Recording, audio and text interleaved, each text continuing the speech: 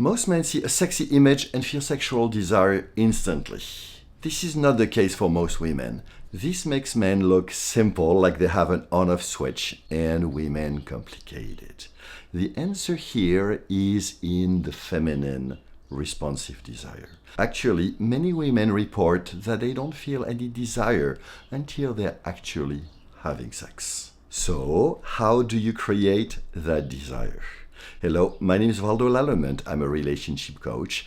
I started Vibrant Couple to further my purpose of liberating love through connection and playfulness. Welcome to our series on creating greater sexual intimacy. I mainly work with cisgendered heterosexual couples, so I'm going to say men and women for simplicity. Here today I'm talking much more about masculine and feminine, which are not gender-based. These are energies that are more like the yin and the yang. So if you look at a river, you have the floor of the river, that's the yin, and you have the bed of the river.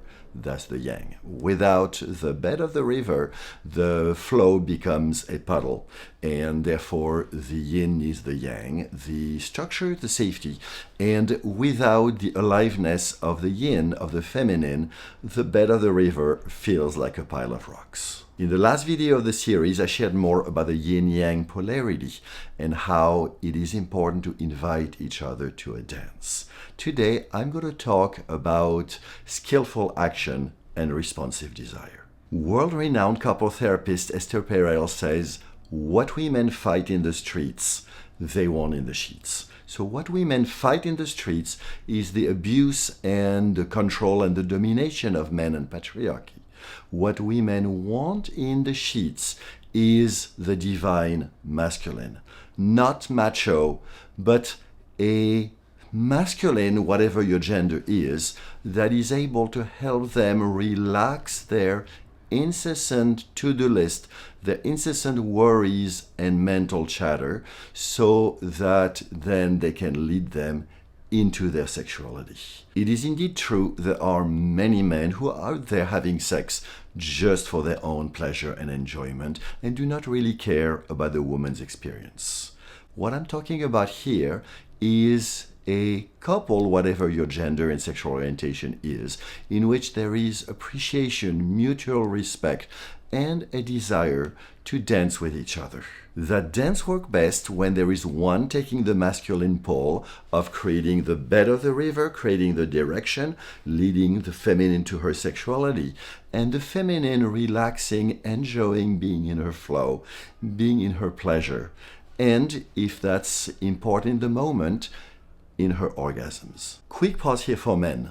Many women report that they prefer a connected, playful, joyful, highly pleasurable sexual experience in which they have no orgasm compared to an experience in which they feel forced to have an orgasm to satisfy their man. And if you're a woman in that situation, please speak up. It is of utmost importance for your man to understand that pleasure is wonderful, and sometimes his obsession to give you an orgasm can really kill the mood. A quick note to tough guys. Most women are turned on sexually by the masculine qualities of strength and imperturbability. But make sure that it is not at the expense of sensitivity. So I urge you to develop emotional intelligence, to learn to feel what you feel, because when you do that, you can then learn to feel what she feels. And that attunement is what she's really looking for, not your toughness. And a quick note to nice guys. Your undecisiveness, your over-accommodation is a turn off for the feminine because you are not offering the bed of the river. You are not making a strong, decisive move to lead her into sexuality. Just in case I was not clear, too many men try something a little bit to basically gauge their woman's mood and see if this may look like I'm continuing to talk to nice guys, but actually I'm talking to women about what I believe is important they learn about their nice guy. And by the way, nice guyness for many men, is a necessary developmental step towards becoming a devoted husband. Nice guys, I want to be direct with you. Most of your behavior is not about engaging in a playful dance with her. It is about avoiding rejection. Do not take no for an answer, because consent is paramount. You want to verify consent at every step of the way, at every step of any sexual encounter. It is responsive desire.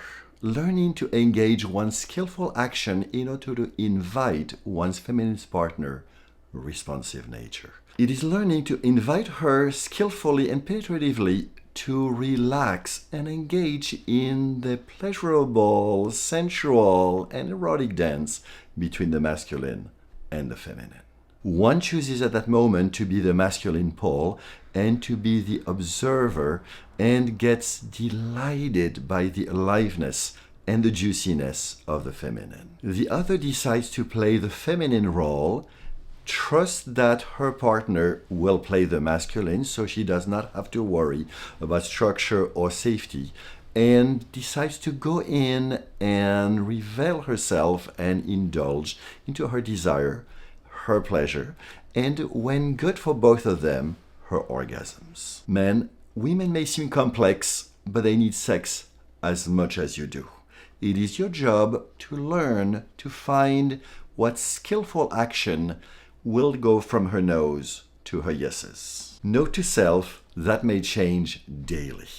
Hint number 1, women respond well to appreciation and celebration of their feminine beauty.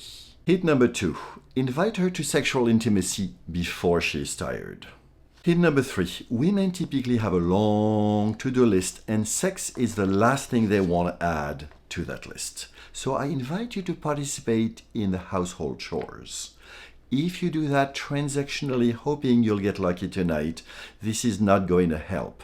What will help is that you engage playfully in a way that she feels connected to you through your doing the chores, in a way that she feels that you lighten her load. Hit number 4, it hitting bullseyes on my purpose of liberating love through connection and playfulness. Women tend to believe that they are the owner of the family to-do list. So in addition to light her load by participating in the household chores, I invite you, I made a video on this a year ago, to participate in chore management. You'll be happy with the results. Hit number 5 may seem to be for men whose partner does not remember how good it feels to have sex, but it actually applies to most men.